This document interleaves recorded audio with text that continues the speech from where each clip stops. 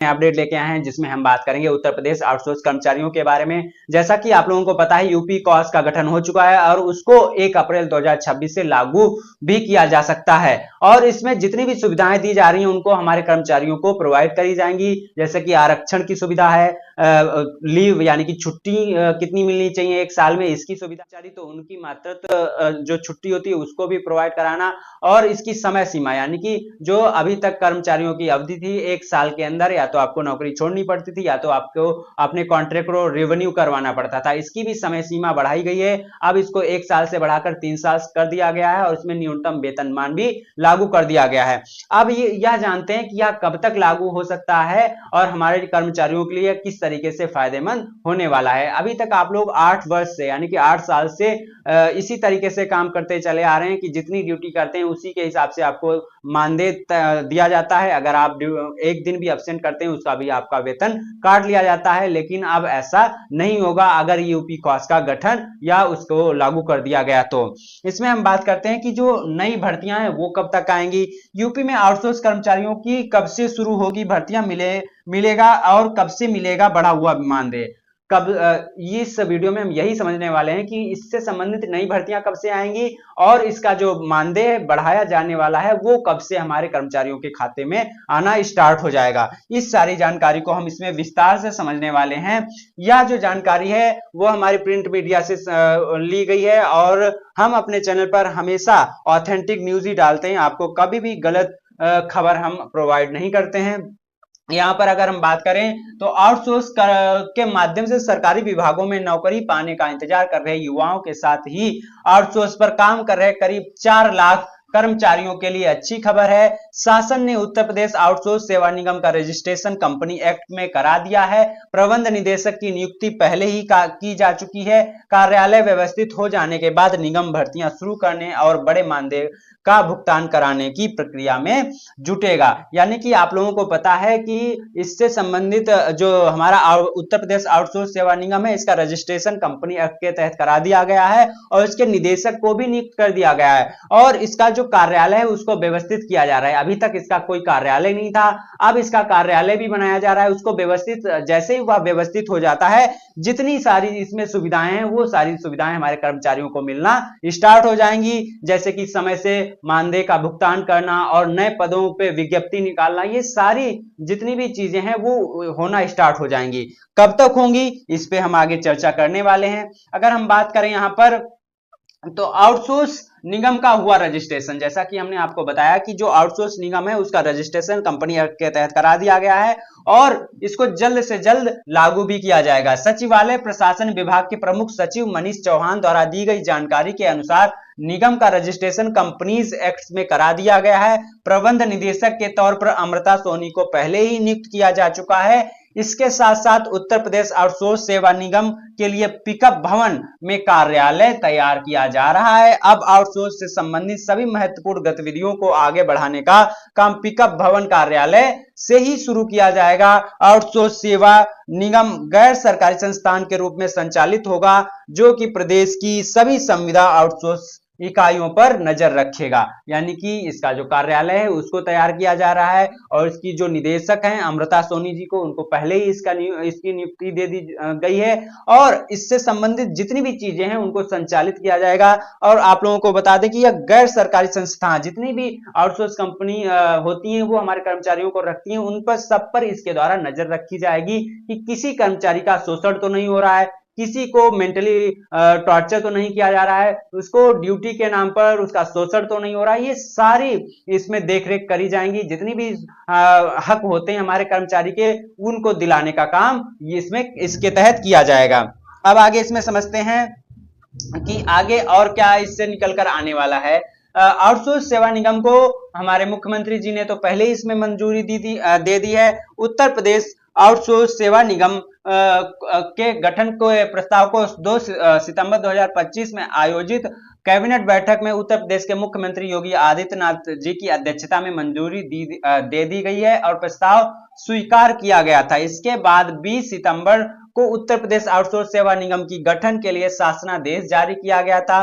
20 सितंबर के बाद से ही युवा बढ़े हुए मानदेय और नए भर्तियां शुरू होने का इंतजार कर रहे हैं। विभिन्न विभागों में 8 वर्षों से कार्यरत लगभग 4 लाख कर्मचारी पिछले कई महीनों से बढ़े हुए मानदेय का मिलने का इंतजार कर रहे हैं। जैसा कि आप लोगों को पता है कि हमारे मुख्यमंत्री माननीय योगी आदित्यनाथ जी ने इसके गठन को मंजूरी दे दी थी और इस पे कैबिनेट मीटिंग में विस्तार से चर्चा भी हुई थी।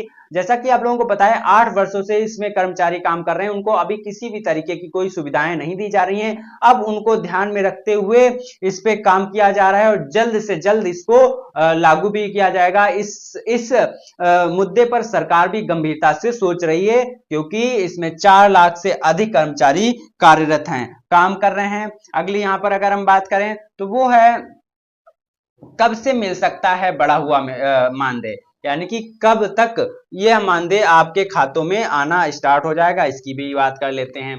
लंबे समय से इंतजार कर रहे युवा का इंतजार जल्द ही समाप्त हो सकता है। निगम का रजिस्ट्रेशन और कार्यालय स्थापित होने के बाद प्रक्रिया शुरू हो चुकी है, यानी कि जैसे ही कार्यालय अच्छे तरीके से व्यवस्थित हो जाएगा तुरंत इसके बाद सारी सुविधाएं मिलना स्टार्ट हो जाएंगी, तुरंत इस पे काम जो है शुरू होना स्टार्ट हो जाएगा। इसके निदेशक की भी नियुक्ति हो चुकी है, कार्यालय का ही काम चल रहा है और जैसे ही वह कंप्लीट होता है तुरंत सारी जितनी भी इसके तहत सुविधाएं हैं वह सारी सुविधाएं हमारे कर्मचारियों को मिलेंगी।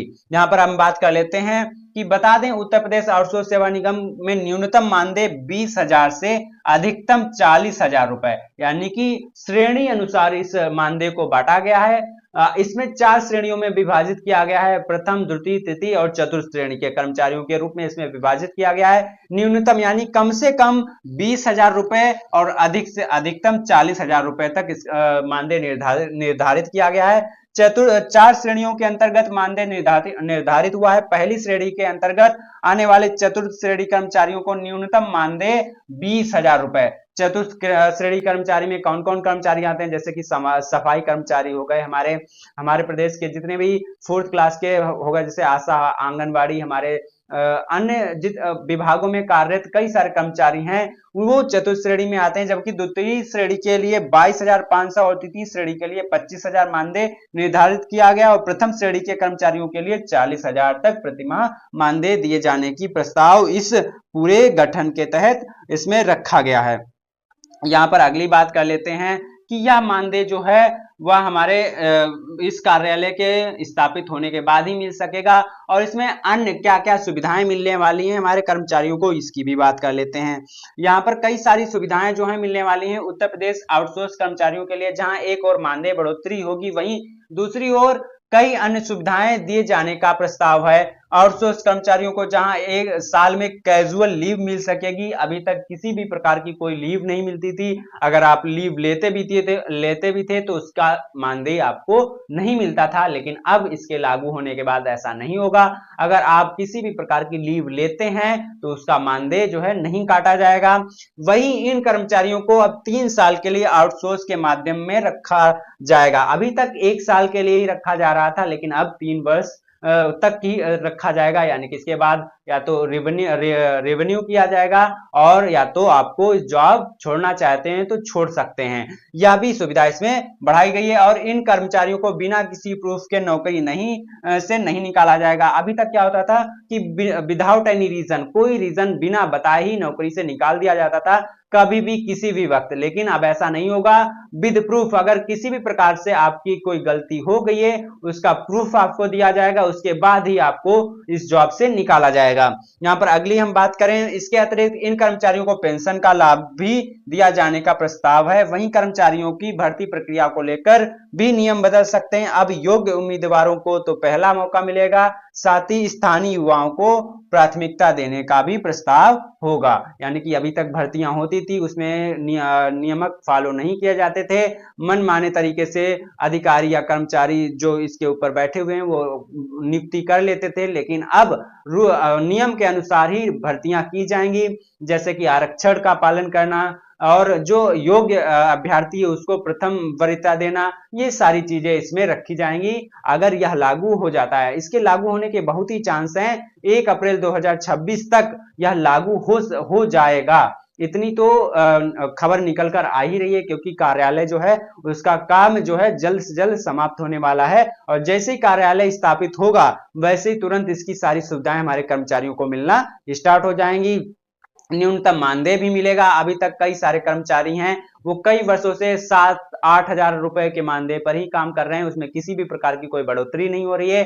अब ऐसा नहीं होगा, न्यूनतम मानदेय 20,000 कर दिया गया है, जो कि एक सेटिस्फाइंग है। इसमें आपको पेंशन का भी लाभ मिलेगा, छुट्टियां भी मिलेंगी, महिला कर्मचारियों को मातृत्व छुट्टी भी मिलेगी। तो कई सारी सुविधाएं जितनी हमारी कर्मचारियों को मिलती हैं, सरकारी कर्मचारियों को, उनसे उन्हीं के बराबर ही मिलने वाली हैं। तो यह खबर आपके लिए बहुत ही अच्छी है। जितने भी कर्मचारी हैं हमारे उत्तर प्रदेश के लिए, उनके लिए यह बहुत ही सम्मानजनक होगा अगर ये सारी चीजें लागू हो जाती हैं हमारे उत्तर प्रदेश में। तो जैसे ही कोई अन्य खबर निकल कर आएगी, हम आपको अपने चैनल के माध्यम से सबसे पहले और सबसे सटीक जानकारी प्रोवाइड करेंगे।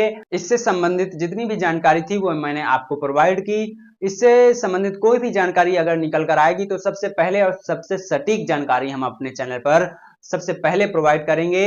अगर आपको हमारी यह जानकारी अच्छी लगी हो तो आप हमारे चैनल को सब्सक्राइब कर सकते हैं, ताकि जब भी कोई नया अपडेट निकल कर आए, हाँ, सबसे पहले नोटिफिकेशन आपको मिले। मिलते हैं नेक्स्ट वीडियो में, तब तक के लिए नमस्कार।